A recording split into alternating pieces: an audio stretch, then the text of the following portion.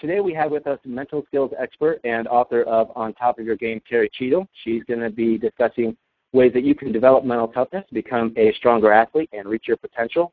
So before we begin, I do have a few quick housekeeping items.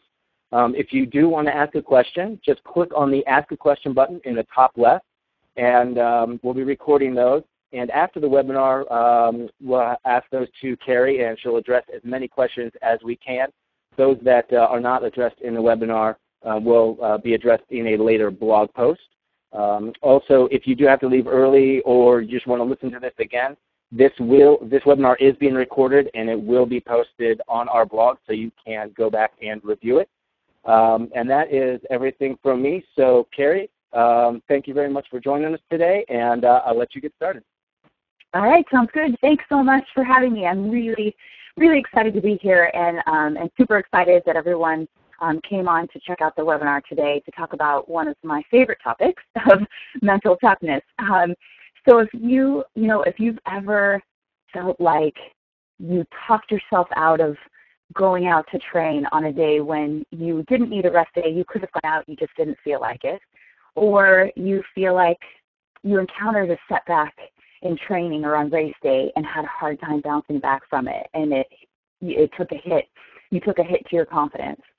Or you got to the finish line and feel like, I'm not sure I gave it everything I had that day, then you're definitely in the right place. Or if you're a coach and you're trying to help your athletes figure out those things, you're definitely in the right place. So I want to just real quick introduce myself and tell you a little bit about what I do and how I got to be doing this webinar for you. So I am a mental skills coach. I'm a mental skills training expert, and I get to work with athletes, from recreational athletes all the way to elite and professional athletes competing at national and international levels. And what's amazing to me is that really a lot of the things that I'm going to talk about today, doesn't matter what level we are performing at, all of these things have to do with you performing to your potential. And all of the skills that are here, they're life skills. So no matter what level we're performing at, whether we're just trying to figure out how can I work out on a consistent basis, all the way to my goal is national title, these are the tools that we all sort of need in order to help us achieve our potential and accomplish our goals. So I think, the biggest thing I sort of help athletes do is kind of get out of their own way. So just like you have your physical coach, that's working on your fitness and your racing tactics, I get to do all of the sort of the psychological aspects of performance and how do I get up and train when I don't want to get out that day? How do I believe that I could actually accomplish this goal and go for it? So those are the things I get to work on with athletes.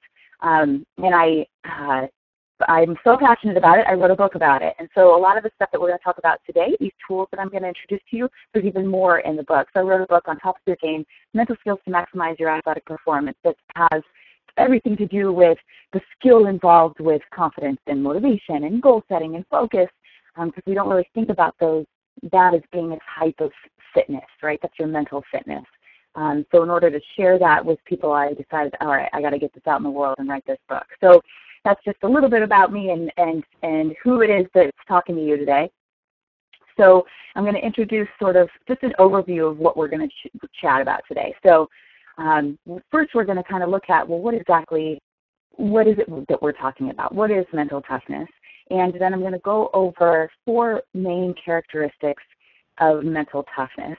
And then for each of those, I'm going to introduce 2 different tools for each characteristic. So one's going to be sort of a focus on training, a tool that you can take in training that helps develop that particular mental toughness characteristic.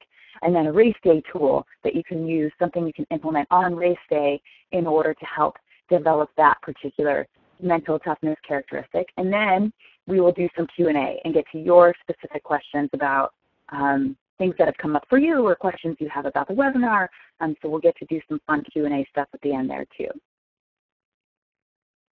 So this idea of mental toughness, what's interesting to me is that it gets thrown around a lot. It's one of those sometimes romanticized terms in sport. You'll hear it also with heart.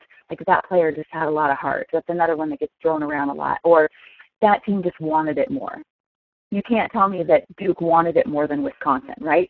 So these terms kind of get romanticized and they get thrown around in sport a lot. But what exactly are we talking about when we're talking about mental toughness or heart, or they wanted it more?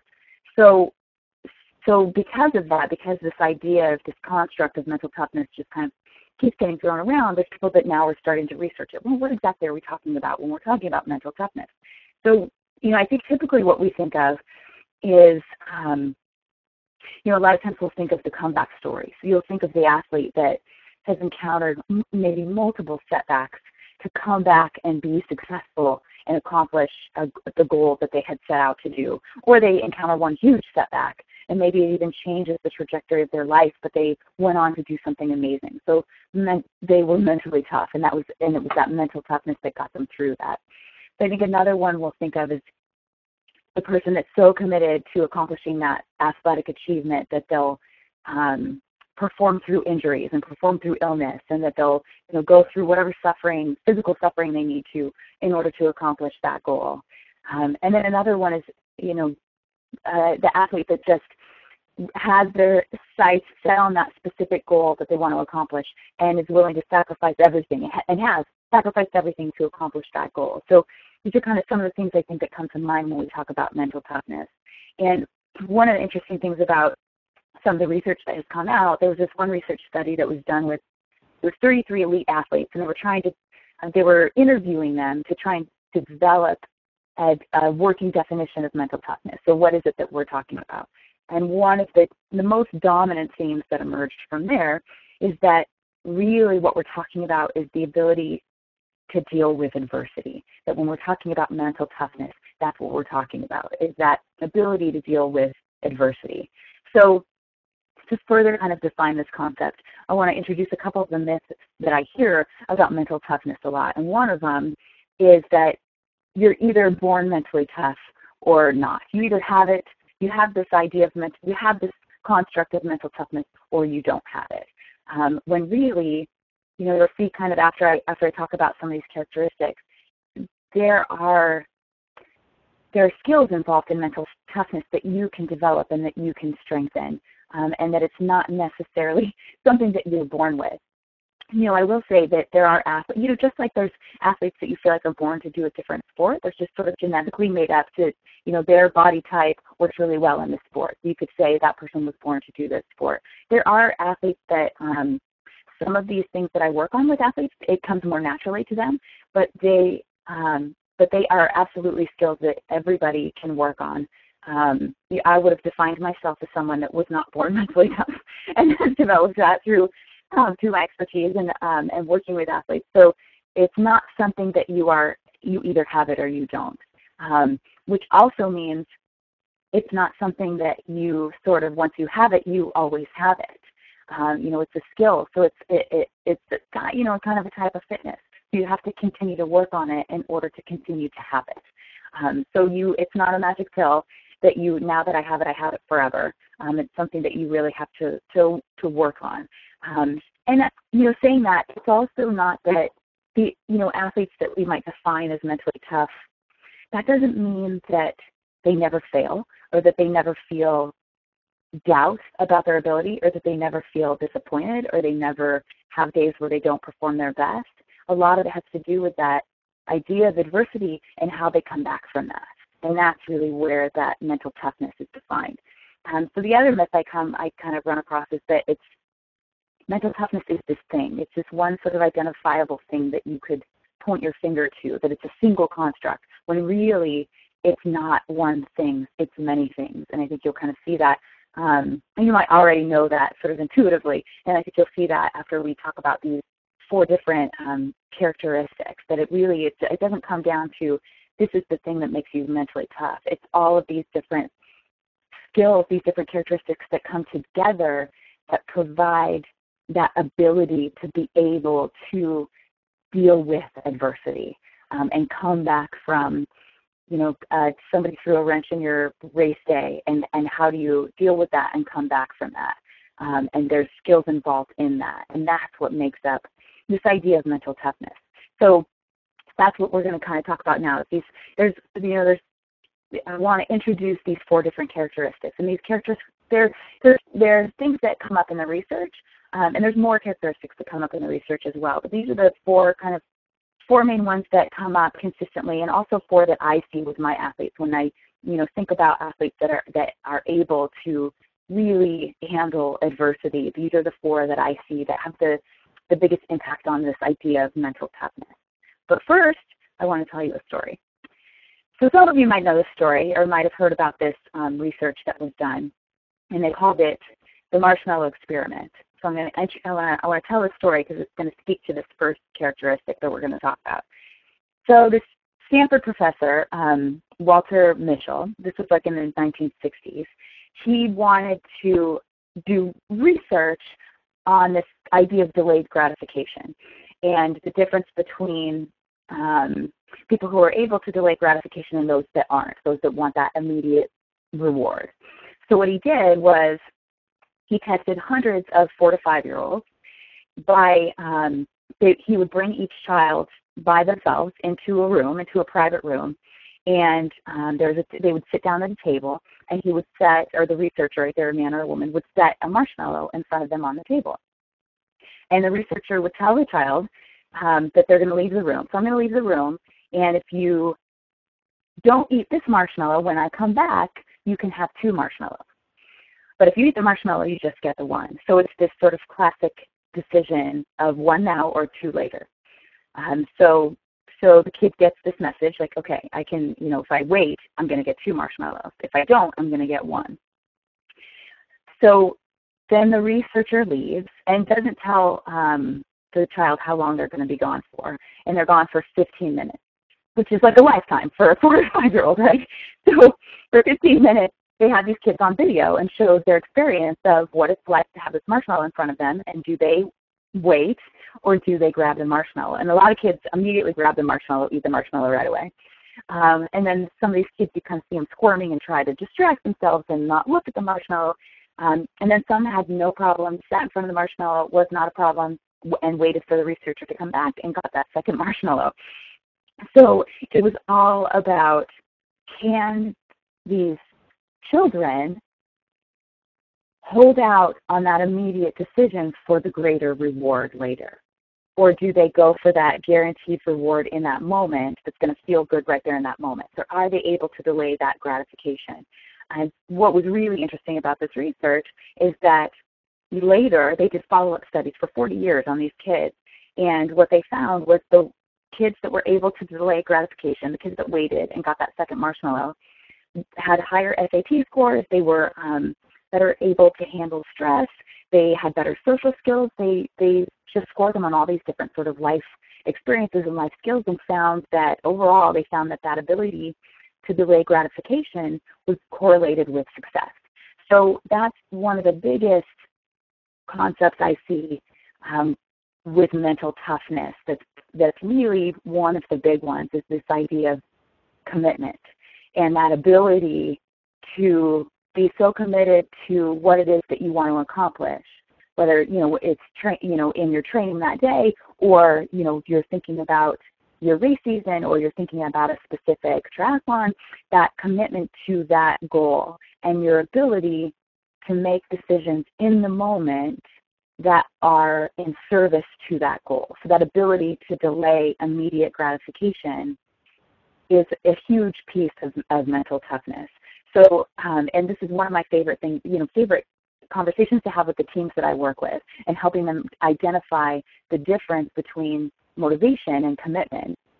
So motivation might be the thing that gets you there and gets you started, and it's commitment that gets you to do those things when it doesn't feel fun in that moment, when you're not motivated to do it. Commitment's the thing that gets you to keep doing it, right? To keep doing your training on a day you don't want to do it. So that ability is part of mental toughness. That ability to, in that moment when you're faced with, I don't really feel like going out and training today, or I want to go out and have beers with my friends and stay out until 10, even though I was supposed to go to bed at 9 because I have a big training day tomorrow. Like, in that moment, and I would make the argument with my athletes that sometimes that's the better decision.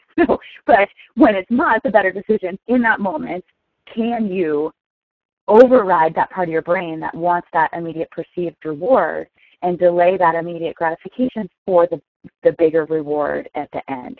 And so the idea of mental toughness with this one is knowing that it's not always going to feel good, in that moment. And that also understanding that in order to, having that kind of commitment for the specific goal, in order to do that, there are things that you're going to have to sacrifice in order to wait and get that bigger reward at the end, right? That delayed gratification. The sacrifice is I got to wait this 15 minutes and hope that second marshmallow comes, So, and the other piece with that, with being able to have this kind of commitment, is knowing why you want this. Why is it that this goal and this thing that you're striving to do is more important than these other things that you could be doing, because you are going to make those sacrifices. So knowing why you want to do it is part of this idea of commitment. So the training tool for helping to work on this particular piece, one of the things that can help with that idea of commitment, is having specific goals. So goal setting is really the tool that can help you create that vision, a real clear vision of where it is that you're going, and kind of tie into that idea of, well, why is it that I want this? And then also gives you, and when you do it effectively and you set specific goals, it also gives you the plan for exactly how you want to get there, what you need to do in order to get there. So you want to know, in order to use this as a training tool for commitment, you want to know how do I want to feel on race day? So when I show up to the start line, how do I want to feel on that day, and what do I want to accomplish? And then go backwards from there, from that feeling, and set your specific short-term and long-term training goals in order to get you there, right? And if you're a coach, then you're doing this together with your athlete. So that the idea of commitment and that increased commitment is going to come from that collaboration. So versus just like, at a certain point you need to, you're giving them their training plan, and this is what you need to do in order to accomplish that. But finding a way to collaborate on that and working together and having a conversation about creating those goals is going to increase ownership over them and their commitment to them. So being specific with your goal setting can help with that commitment to the training that you need to do in order to accomplish the goal that you want to accomplish. So the race day tool then is this idea of acceptance. So committing to the end goal, part of that has to do with being okay with whatever race day brings. That's one of the biggest sort of pieces of advice I give to people, especially if you you've been training for a very long time for a specific event, to know that, to be ready to accept whatever the day brings, and to know that that's exactly what you are meant to, that's exactly what your race is meant to be that day. That's exactly what you're meant to encounter that day, and that is part of your race, and that's part of your experience on that day.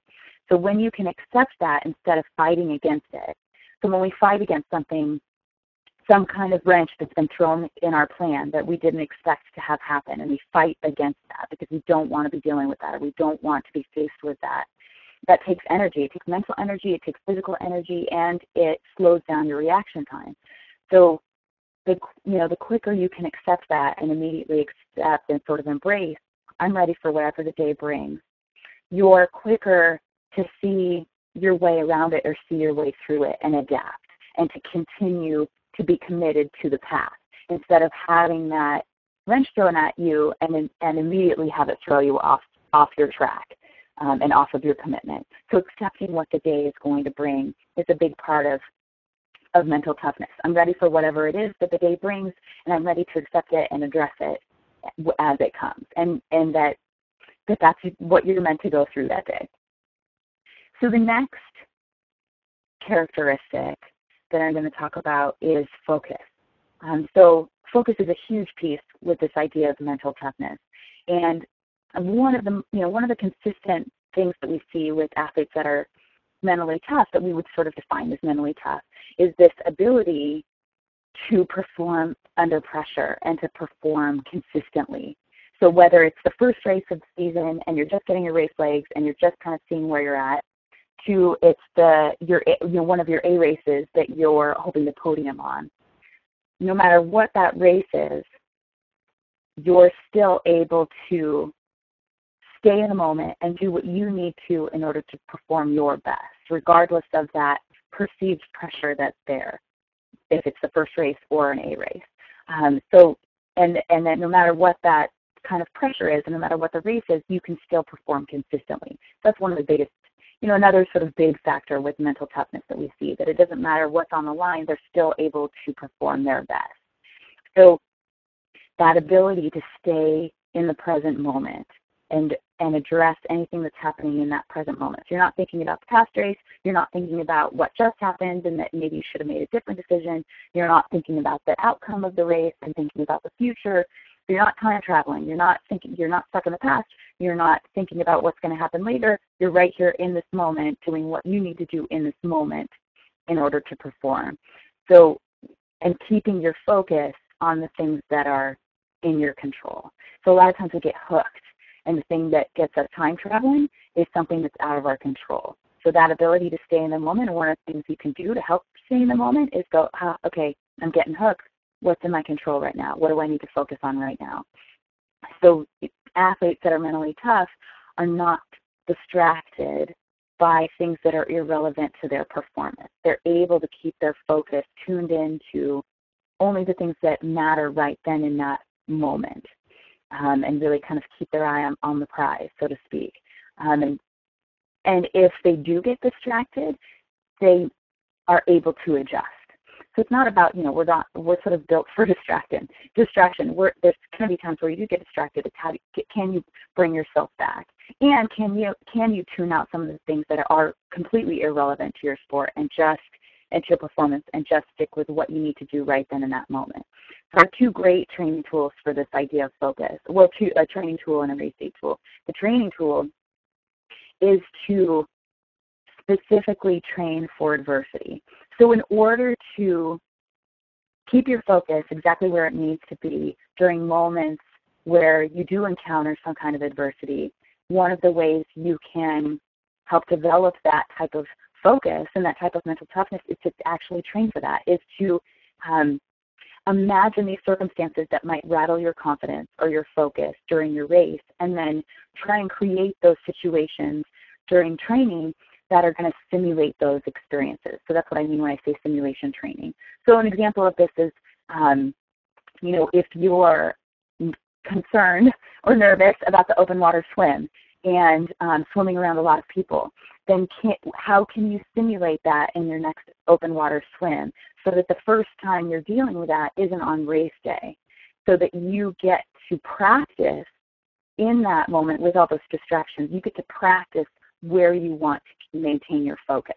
So I'll have my athletes, grab some friends that, or go out in practice groups and swim around other people, or grab friends that you trust or training buddies that you trust, and you swim on top of each other, you swim close to each other, and you practice where you want your focus to be.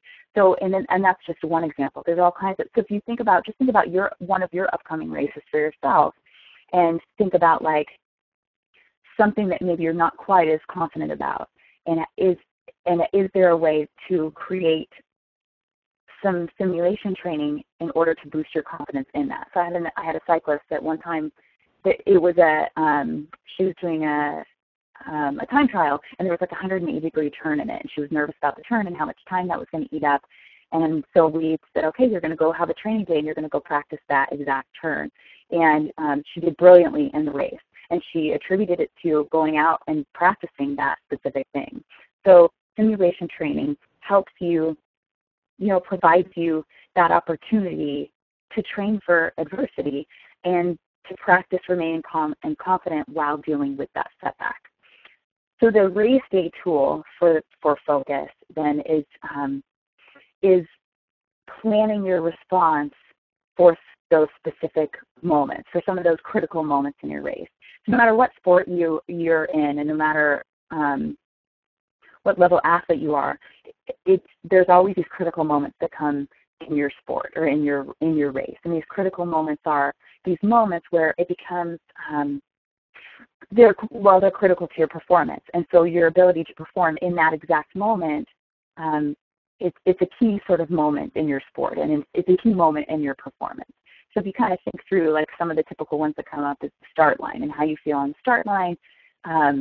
Sometimes it's if I get passed by someone, that becomes a critical moment. So it's these moments where how you react in that moment can sort of make or break your race. So one of the things that you can do that's a tool for focus, for race day focus, is to list out these critical moments. And actually, if you go to my website, and I'll give you my website at the end, there's a worksheet on there that you can access that you can do this. So you go through the race, you think through these moments, like, okay, what are the critical moments that are going to come up in my race? And think about those moments, and then think about, actually write out how you want to react in those situations. So where does your focus need to be in that moment in order to get through that moment with your focus and confidence intact? So where do you want your focus in that moment? You're basically planning your response in that. You're planning your response ahead of time for that adversity. And when you do that, you're more likely to choose that response in the moment. So if you don't do this, if you don't kind of plan, then you're going to have this moment of trying to figure, your brain's going to try and figure out, how do I respond to this moment? So it eats up some of your, it slows down your reaction time and slows down your adjustment time. So when you plan it and you know, okay, if this happens, this is how I need to react, then you're more likely to do that because you've planned that response. And you can't plan for everything. So you also have to have this, like, that's why that acceptance and, like, I trust myself, I trust my training, I'm ready to do this, I've prepared for today, I'm ready for whatever comes. That you have that, and have that in addition to thinking through, well, I know these critical moments are going to come. I know that this is the point where I get tired and I start to lose it. Or I know that this climb is going to come in this race and I'm already dreading that climb and my race is 2 months away, right? So some of those critical moments you can plan for ahead of time, and you're more likely to keep that focus and keep that confidence intact and make that a part of your race plan. Make this mental piece a part of your race plan for that day. So it's a really good mental toughness race day tool is thinking through those critical moments. So the next tool, or next characteristic that we're going to talk about is resilience. So you can see too, like, maybe you can already sort of see how the first two tools that we talked about, so commitment and focus, that there's some connection there, that there's some overlap there. Like, in order to have that kind of commitment to that end goal, you need to have focus. So that, all of these things are, they're not individual either within themselves. Like, even though that we can kind of tease them out and define each one separately, they're also connected to each other. And all four of these connect together to create that idea of you having what it is that you need in order to be mentally tough. So resilience is another main characteristic of mental toughness, and main characteristic of this idea of being able to bounce back from adversity. So, how quickly your body is able to return to its resting heart rate after a physical activity is a sign of your physical fitness. How quickly you regain your composure after a setback is a sign of your it's a sign of your mental fitness, or a sign of your resilience. So it's not that we're, so much of sport is this piece. It's dealing with the stuff that comes up that you didn't plan for, and the athlete that's able to bounce back quicker from adversity and be resilient is usually the one that comes out on top. So it's this is it's a big piece of that performance and of mental toughness. Like, how quickly you can regain your composure, or how quickly you can assess the situation and adapt to the new circumstances. And part of that has to do with focus. So that's your tie-in with focus is, am I able to stay in the moment and stay with what's happening right now? So right now, this is, and that's that ability to quickly assess the situation and then quickly adapt, right? So assessing the situation is, I've kept my focus where it needs to be. I've stayed in the moment, which is why I know that this is happening. And then resilience is accepting that that's happening and adapting to it. And the other piece of resilience too, and this idea of athletes that are able to really come back from adversity is that you're not immediately defeated in the face of a setback, that you don't encounter, and that's part of why we go through our critical moment, so you don't encounter that setback and have it immediately take a hit to your confidence, or immediately take that in as, oh, there goes my race, there goes my goal. So the training tool for resilience is, how can you shift your definition of the situation that's in front of you from being an obstacle to being an opportunity? So you get to choose how you define this thing that's in front of you, how you define this challenge that you're facing. And how you define it changes everything. How you define it changes how you feel about yourself. It changes how you feel about your ability to accomplish the goal, to continue to work towards your goal. It changes your emotional state. It changes your energy level. It changes everything. So if you think about this, we'll tease this out a little bit, this idea of what it looks like to view something as an obstacle versus viewing it as an opportunity. So during your training, and there's going to be multiple setbacks and multiple obstacles you might encounter. So when you look at that situation and think about that situation, and the immediately sort of paired definition that goes with it is, oh my God, this is going to suck. When you say this is going to suck, there are all kinds of thoughts and feelings that get associated with that situation now that you have paired this definition to it, or paired this perception of it, that, oh my God, this is going to suck. So if we take one step over, so we kind of imagine that you're moving on a continuum. You take one step over, and now your definition that you're pairing it with, or your perception is, oh, this is going to be hard. So we just moved a little bit from this is going to suck to this is going to be hard. And you can feel there's a very subtle shift that's happened. So it still, might be affecting your confidence negatively. You still might not believe in your ability to make this happen, but there's been a bit of a shift. So then if you move from, okay, this is going to suck, to this is going to be hard, to thinking about that situation and go, ooh, this is going to be a challenge, you've made another shift. So thinking about having that perception of what's in front of you, and having that perception of this is going to suck versus this is going to be hard versus this is going to be a challenge, things start to shift.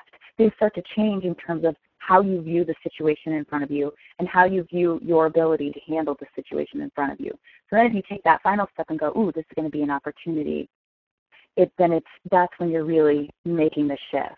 And that's when you see the quicker adaptations to what's happening in front of you. So when you look for opportunities, and even if you can just shift from suck to hard, right? Sometimes it does suck, So even if you can just make that subtle shift, you start to then, what it does is it starts to help you think about, well, what are the things that are in my control? Instead of just being stuck into, I don't want this to be happening, I can't believe this is happening, and being stuck in things that are out of your control. It helps you move on the continuum. And when you're really able to make those quick adjustments, you start to be able to see the opportunity. And when you can see the opportunity, you find your way around the obstacle, what you once perceived as the obstacle, you find your way around it and can come out on the other side even stronger and even better for it. So thinking about that idea of when you are faced with something that's like, I did not want to deal with a flat, I did not want to deal with, whatever it is, or you have to take a week off in order to deal with, an illness or something, at work, or to take care of an injury so that it doesn't get better. It's in that moment we do feel like it sucks, right? But to be able to go, okay, I'm accepting that this is where I am. Now, what do I need to do in order to use this as an opportunity? So for race day, a tool for resilience, this idea of resilience, is to craft a list of statements that really fuel your confidence. So our brains are pretty amazing. They're really incredible. And they can be so powerful, yet we seem to, and I don't know if you can identify this with this, but we seem to be, many of us are better at creating these lists in our minds that feed our doubts versus creating these lists that build up our strengths and build up our confidence. So for some people, that list of feeding the doubts comes more naturally and quicker than really thinking through a list of like, well, what are those things that what are my strengths? We allow those things that feed our doubts to weigh so much more than our giant list of strengths that we have. So actually creating your list of affirmations and writing it down and being able to have it somewhere where you can actually see it is a way to train for resilience, because it just serves as that reminder that even though I am feeling this doubt, this is still true. All of these strengths and all of these things are still true. So thinking about actually writing that out and being able to read it the night before your race or reading it the morning of your race, I have athletes that read it every day in order to just continue to feed themselves those feelings of confidence. So when you really craft these affirmations, they're very powerful messages that can help influence your feelings of competence and confidence. So our brains are very fluid and they're very influenced. So by reading that, it can just help that shift of like, okay, I'm just having a moment where I'm doubting myself, that I know I can do this. I've done my training. I'm ready for race day. I'm excited to be here. So it's just like this reminder of the things that, and really it's what it's doing is helping you to shift your emotional state. Because so much of what we're talking about here has to do with how we're feeling and our emotions. And so affirmations can help shift your emotional state to whatever that optimal state is for you in order to get out there and perform your best on race day.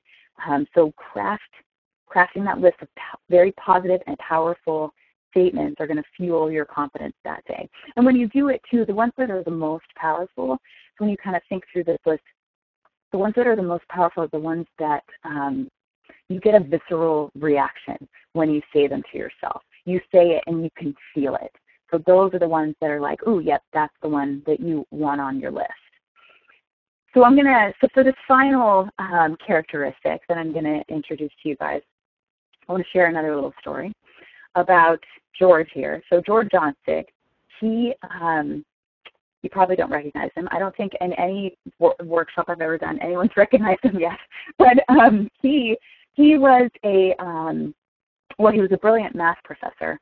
But before that, he was a doctoral student at UC Berkeley in 1939. So in 1939, he, as a doctoral student or any college student might be apt to do every once in a while, he's rushing to class and he shows up late. So he arrives late to class, and it's one of those it's at UC Berkeley, it's one of those big stadium classes where there's lots of people and everyone's intently listening to the professor that's down on the floor, and he's walking in and distracting everyone. So he's like, he just tries to rush in and sit down and compose himself, and he looks up and he sees that there's 2 math problems on the board. And so he's still a little bit frazzled, and he's like, okay, and he writes down the math problems because he knows that's his homework assignment, and then he listens to the rest of the lecture. So then, time goes by, and he starts to do his assignment, and it took a little bit longer than he anticipated. And so finally, he turns it into, he goes to his professor's office, and he turns it in, and he's like, I'm really sorry, it's late. It was harder than I thought it was going to be. And the professor was busy, and he had his back turned to him, and he's like, okay, whatever, that's fine, just put it on my desk. And George looks at the desk, and there's papers everywhere, and he's like, I don't know, I worked really hard on this, I don't want it to get lost. And he's like, whatever, just puts it on the desk. So then 6 weeks later, at 8 in the morning, he hears a knock at his door, and he throws his bathrobe on, and he runs downstairs and opens the door, and it's his professor that has showed up on his doorstep. And his professor says he wants to get his permission to publish the work, because unbeknownst to George here, he had just solved 2 of the world's most famous unsolved statistics problems. So for George, he didn't get that message at the beginning of class. He didn't get the message of, here are 2 problems that you will never be able to solve. That wasn't the expectation that he had going in. His expectation was, here is your homework. You are capable of doing this because I've assigned it as homework. So because he didn't get that expectation, the way he viewed that situation was much different than any other, a lot of those other students in class, they wrote it down. No one tried, they probably didn't try and actually do it because they already had that message in their mind, like, this is not something I can do. So here's an example of something that can't be done. Maybe a few of them tried it, but because George got a very different message, his perception of his ability to do it was completely different and changed everything. So this 4th characteristic and this final characteristic of mental toughness is this idea of attitude. And part of that attitude is your belief in your ability. So because George didn't get the message that he's not capable of doing it, he believed in his ability to do it, and he kept at it until he completed it. So every thought that you have is a message that you are sending to yourself about whether or not you feel like you are confident and capable of accomplishing your goal. So, one of the things that mentally tough athletes have is being able to believe in themselves even when the chips are down, and having that unshakable belief in their ability to accomplish the goal.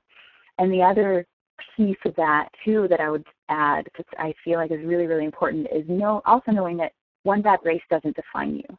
So that's another piece of this kind of mentally tough attitude, is that one bad race doesn't define me. I know that I can still accomplish my goal, and maybe I didn't get it today, but that doesn't mean that I'm never going to get it.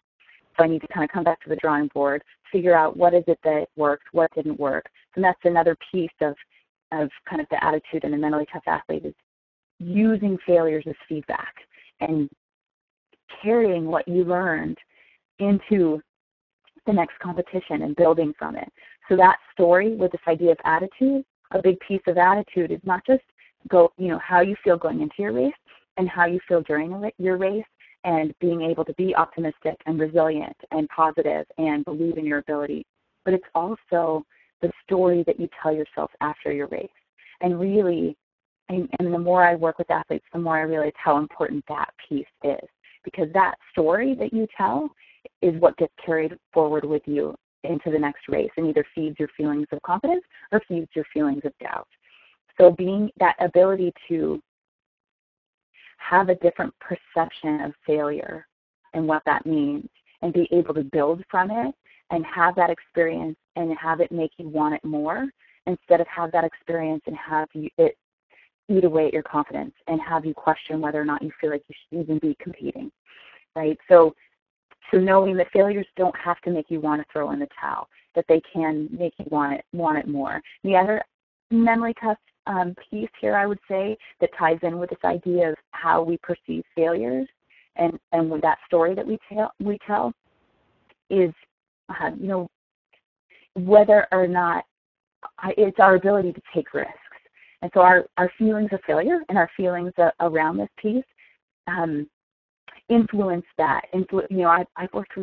I've seen athletes that their entire career, they never really got to the point of knowing what they were capable of, because they were always holding a little bit of something back, because they were afraid to take that risk of blowing up and then, finishing mid-pack instead of maybe finishing top 10. So they never figured out if they could get to the podium, because there was always a piece of them that they were holding back, just in case, to kind of protect that. So part of this attitude, too, is being okay with failing, is being okay with taking the risks that might mean the difference between blowing up or winning the race, but then building on that.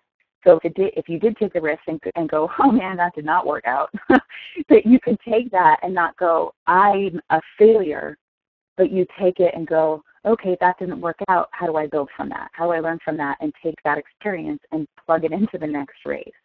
So there's a couple different, so the training tool that I'm going to talk about that speaks to this idea of attitude is the use of imagery. So it's, kind of going back to George and that idea of the expectations he had about his ability to solve those 2 quote-unquote unsolvable problems. he had the expectation that he could do it. So in some of the research that's been done on mental toughness and confidence, the athletes that use this to their advantage, so use this tool of imagery, was a very strong predictor of confidence and mental toughness. So our brains have this incredible ability to imagine the future and also have the ability to change your expectations of the future. So using this as a tool, and there's a lot of different ways that you can use imagery. And what's happening in your brain is when we use imagery or visualization or mental rehearsal, there's a lot of different ways tools or ways we call it, things we call it, but you're literally using the same neural pathways as if you are executing it. The only difference is that the motor skill is blocked. So you're planning, you're strengthening that neural pathway when you're using imagery. So the way you can use this in training in order to develop this part of mental toughness is to visualize your success. So some athletes, you'll see them every day, they'll take 5 minutes to visualize themselves on the podium or accomplishing their goal or winning the national title or whatever it is. Every day they see that. They give themselves that message that this is something that I can do. And that also ties back into commitment. Right? So every day they see that. So when they're faced with that decision in the moment of what do I want to do, they know what they want to do because they see it every day. They know that, no, this is the thing that's the most important thing to me right now. So you can use, that ability to see success in your mind will help you believe that you're capable of success in life. And when you use imagery, you're creating an opportunity to mentally rehearse how you want to feel and what you want to do for your performance. So not only can you use it to, see yourself, accomplishing your goal, but you can also use it to see yourself getting through some of those critical moments, right? So some of us are more visual thinkers and some are more auditory. So I find with my athletes, like the ones that are more auditory, writing it down really helps. And then I have some that it's more impactful to visualize it.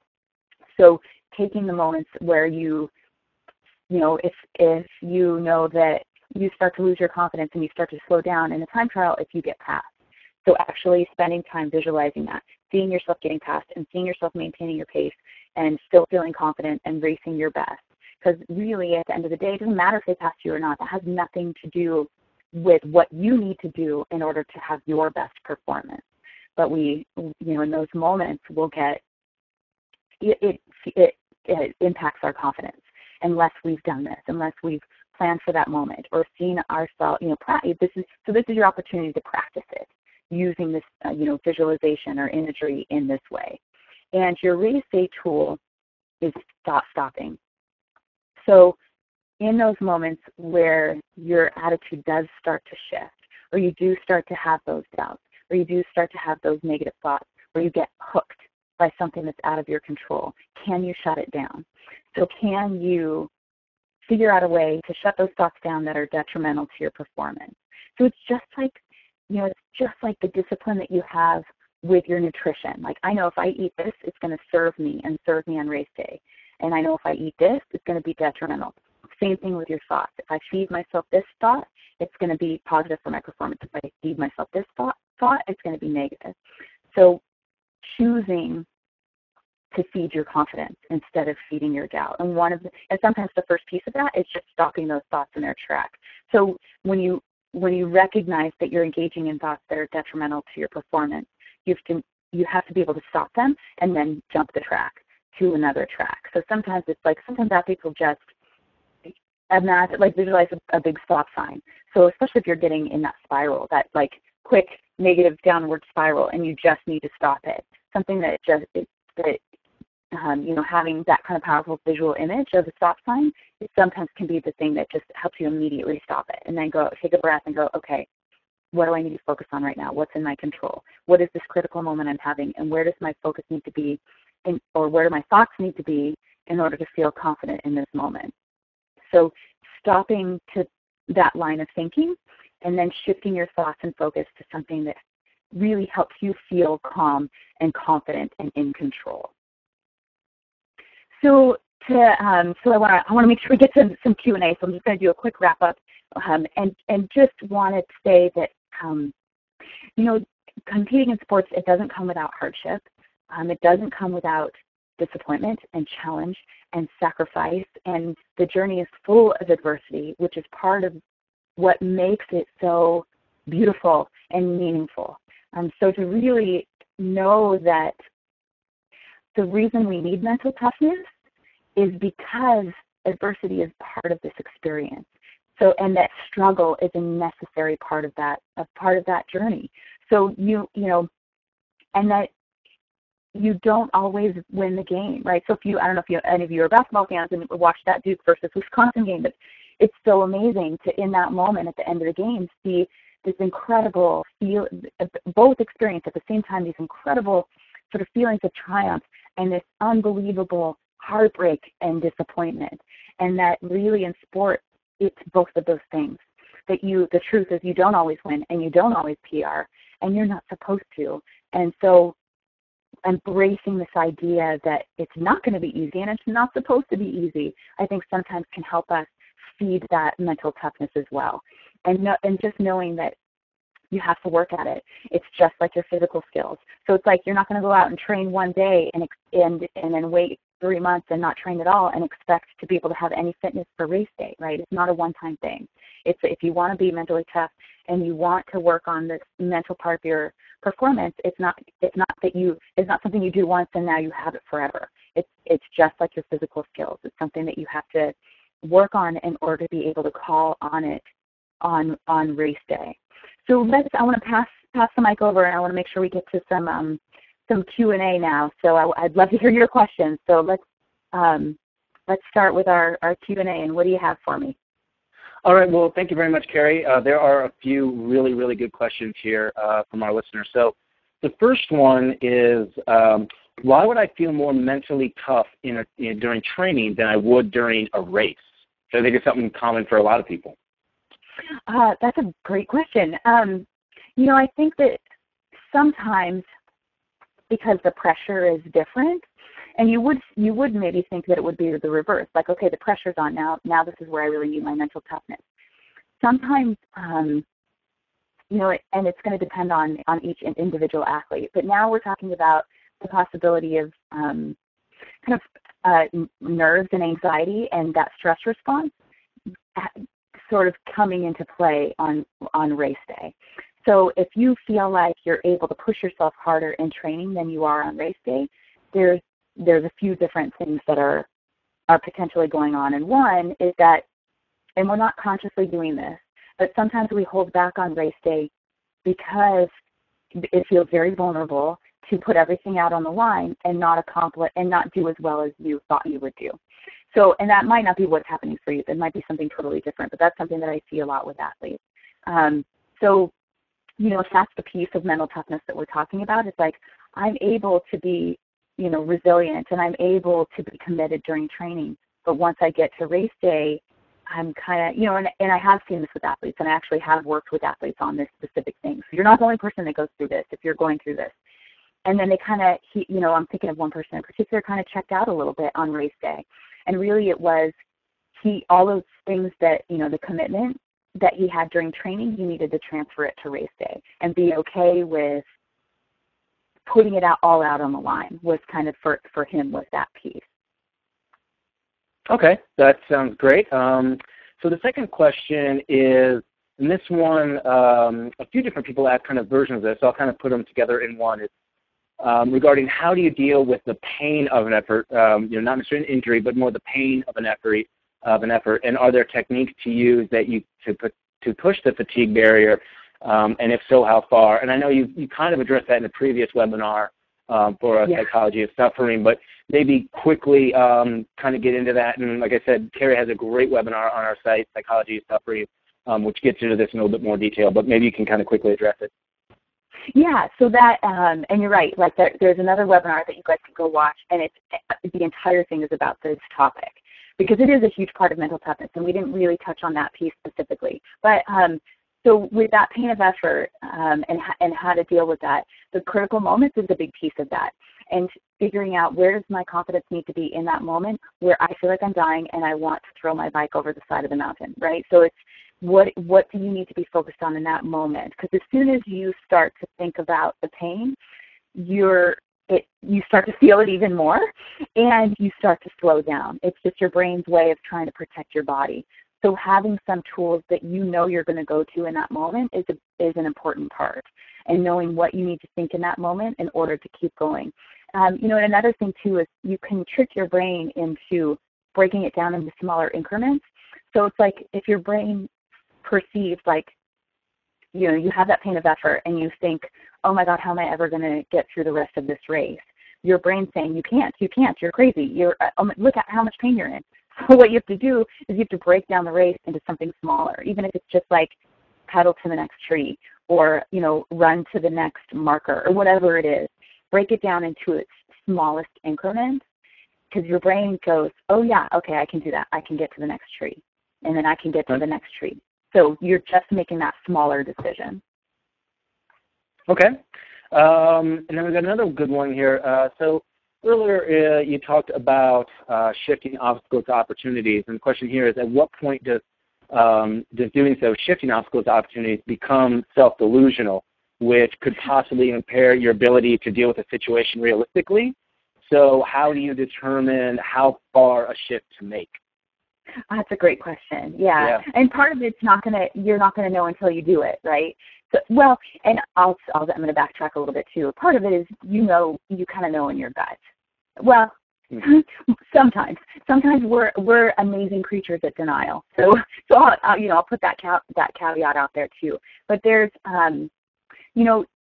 so that might be part of the seeing the opportunity is being realistic, and that it's not like, so the thing that comes up for me is, athletes that get injured, and that's a hard one sometimes to go, oh my God, how do I go from obstacle to opportunity? And so you're absolutely right. You have to be realistic with the opportunity. And so that for an injured athlete, the opportunity might be, well, now I get to work on my mental game, or I'm going to really work on this other part of my physical, fitness as I come back, so I come back even stronger. You can still see opportunities that are there, but still have it be realistic. And part of that, part of what that comes back to also is making that adjustment. So the reality might be you have to adjust your goal, and you're not going to get the original goal that you set out to do. So even if it's you're shifting from obstacle to opportunity on race day, and you're like, okay, whatever, I was encountered with this, I'm going to move around it. You might be able to move around it and still have the best race you could have on that day, even if that means that wasn't the best race you wanted to have on that day. So there does come a time where you make that realization of, that was my top 3, and that's no longer realistic. But how do I keep going, and how do I still have the best race I can, knowing that this is what happened for me on race day? Okay. And then last question here, and again, this is one we had kind of a few different versions of, so I'll kind of put them together into one question. But how does an athlete get past fear, particularly on a mountain bike or after a race crash, and getting back into the pack? How can an athlete overcome that fear? That a lot of that the book that I wrote has to do with that, because there's a lot of different factors that are going on. So depending on how deep that fear is, there's things that you would need to do.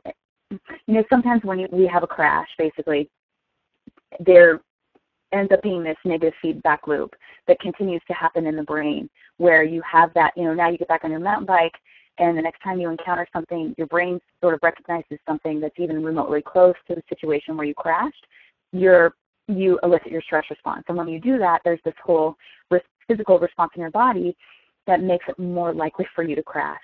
So there's a whole host of different things that you would need to do in that situation. But when we're talking about bike specific,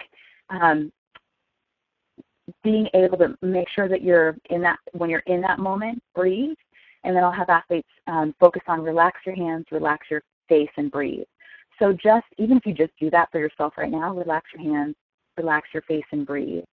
It sends this message to the rest of your body to, okay, we're okay, just chill out. And especially on the bike, you tend to, in those situations, you're holding your breath, which that exacerbates the fear response. You're holding your breath, you're white-knuckling it, and we hold a lot of tension in our face more than we realize.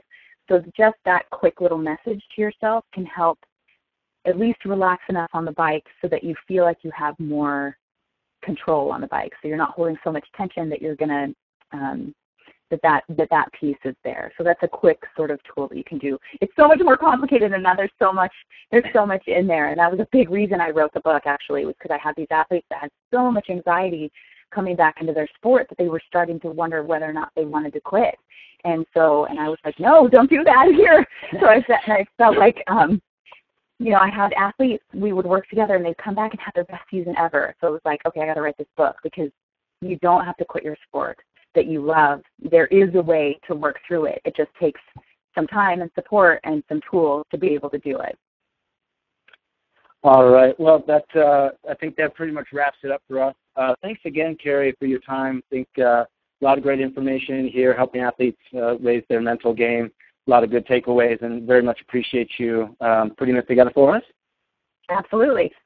And for everyone listening, this will be posted on the Training Peaks blog, so you can always go back and listen to this again. And again, thanks everyone for tuning in, and make sure you tune in for our next webinar.